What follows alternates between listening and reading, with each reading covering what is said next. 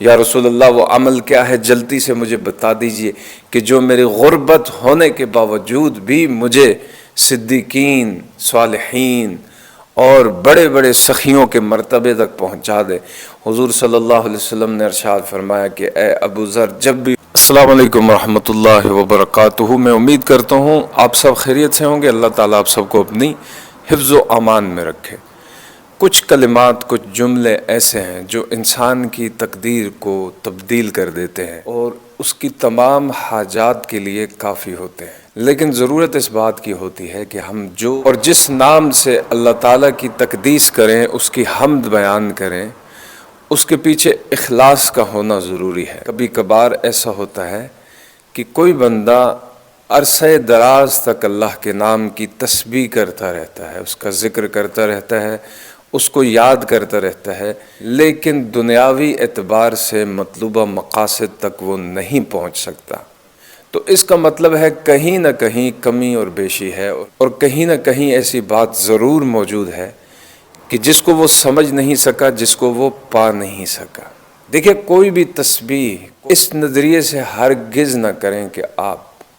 اس سے دنیا کا بہت بڑا خزانہ حاصل کر لیں گے، یا آپ شہرت کی بلندیوں تک پہنچ جائیں گے، یا آپ کے پاس بہت زیادہ پیسہ آ جائے گا، یا آپ کو مکان مل جائے گا، یا یہ نعمت مل جائے گی، یا وہ نعمت مل جائے گی۔ ہاں، آپ اپنی دعاؤں میں جس چیز کے آپ طالب ہیں وہ ضرور مانگیں، لیکن ذکر الہی ایک بہت انمول خزانہ ہے۔ کوئی بھی ذکر لے لیں، وہ بہت انمول خزانہ ہے۔ ذکر الہی خالصتاً اللہ کی رضا کے لیے کیا جائے، اور یہ نیت ذہن کے اندر رکھ کر کی جائے، اور اس نیت کو ذہن کے اندر پختہ رکھنا چاہیے، اس خیال کو ذہن کے اندر تقویت دینی چاہیے کہ جس نام سے میں اللہ کو پکار رہا ہوں، جس نام کی تسبیح میں اللہ کی کر رہا ہوں، اللہ ہی اسی لائق ہے کہ اسے پکارا جائے، اس کا ذکر کیا جائے، اس کو یاد کیا جائے۔ اور میرے لیے سب سے بڑے اعزاز کی بات یہ ہے کہ اللہ نے مجھے اپنے ذکر کی توفیق دی ہے، اللہ تعالیٰ نے مجھے اپنا نام لینے کی توفیق دی ہے، مجھے یاد کرنے کی توفیق دی ہے۔ یہ توفیق تمام خزانوں سے بڑھ کر ہے میرے لیے، اور یہ توفیق دنیا کی ہر چیز سے بڑھ کر ہے میرے لیے، اور حقیقت بھی یہی ہے۔ حضرت ابو ذر غفاری رضی اللہ تعالیٰ عنہ نبی پاک صلی اللہ علیہ وآلہ وسلم کی بارگاہ اقدس میں حاضر ہوئے۔ آقا فلاں مالدار لوگ، پیسے والے لوگ، وہ تو مرتبے میں ہم سے بڑھ گئے، یا رسول اللہ وہ تو نمازیں بھی ہماری طرح پڑھتے ہیں، عبادت بھی ہماری طرح کرتے ہیں، حج بھی ہماری طرح کرتے ہیں، صلاۃ و صوم ہر عمل ہماری طرح کرتے ہیں، لیکن ایک عمل نے انہیں ہم سے آگے بڑھا دیا ہے، اور وہ اس عمل کے ذریعے سے اللہ کی رضا پا رہے ہیں، جبکہ ہم اس عمل میں ان سے بہت پیچھے رہ گئے ہیں۔ حضور نے فرمایا کہ اے ابو ذر، وہ کیا بات ہے جو تم کہنا چاہ رہے ہو؟ یا رسول اللہ، ان کے پاس پیسہ ہے، ان کے پاس دنیاوی چیزیں ہیں، جس کی وجہ سے وہ صدقہ و خیرات کر کے ہم سے بہت آگے نکل گئے، اور ان کی اس سخاوت اور اس خیرات کی وجہ سے اللہ تعالیٰ نے انہیں بڑے بڑے درجے دے دیے۔ یا رسول اللہ، ہم تو غریب لوگ ہیں، ہم تو دہاڑی دار مزدور ہیں،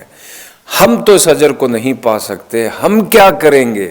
تو حضور صلی اللہ علیہ وسلم مسکرائے اور فرمایا کہ اے ابو ذر، کیا میں تمہیں ایسی چیز نہ بتا دوں کہ جس کو تم پڑھو تم اپنے سے پہلوں کے مقام کو پالو، یعنی وہ لوگ جو تم سے پہلے گزر گئے، صدیقین، شہداء، صالحین، اللہ کے نیک بندے، اولیاء کاملین۔ اے ابو ذر،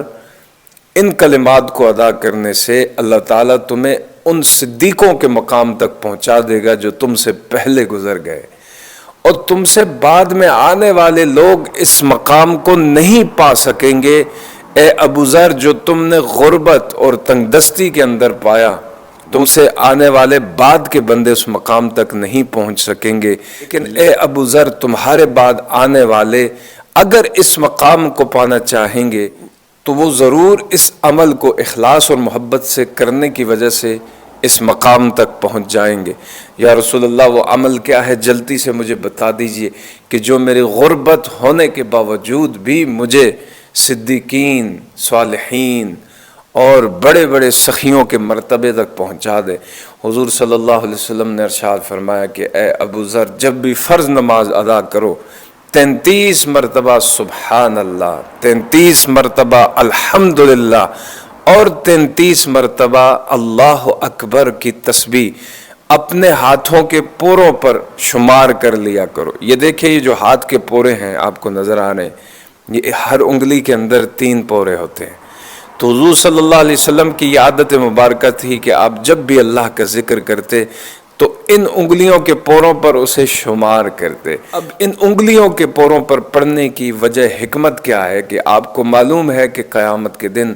انسانی اعضاء، انسانی جسم کے آرگنز، یہ اللہ کے حضور میں یا تو انسان کی حق میں گواہی دیں گے یا انسان کے خلاف گواہی دیں گے۔ تو حضور صلی اللہ علیہ وآلہ وسلم کا یہ جو عمل ہے کہ انگلیوں کے پوروں پر تسبیح پڑھنا، ایک حدیث کے اندر ہے کہ ہاتھ جب گواہی دیں گے تو ایک ایک پورا تمہارے حق میں گواہی دے گا، اور انگلی کا ایک ایک پورا،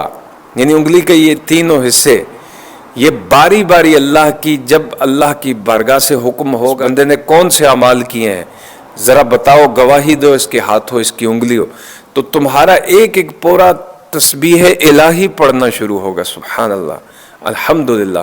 تو ایک ایک پورے سے اللہ کی تسبیح جب بیان ہوگی تو انسان کامیاب ہی کامیاب ہے اللہ کے فضل سے، الحمدللہ۔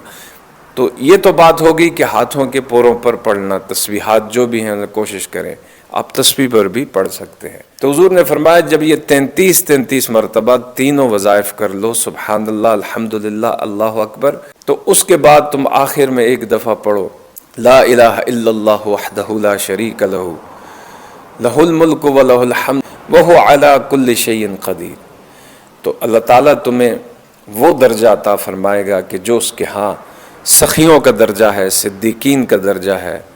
اور صالحین کا درجہ ہے، اولیاء کاملین کا درجہ ہے۔ سبحان اللہ، الحمدللہ، اللہ اکبر۔ اللہ تعالی ہمیں اس پر عمل کی توفیق عطا فرمائے۔ ویڈیو آپ کو اچھی لگے تو چینل کو سبسکرائب کیجئے گا،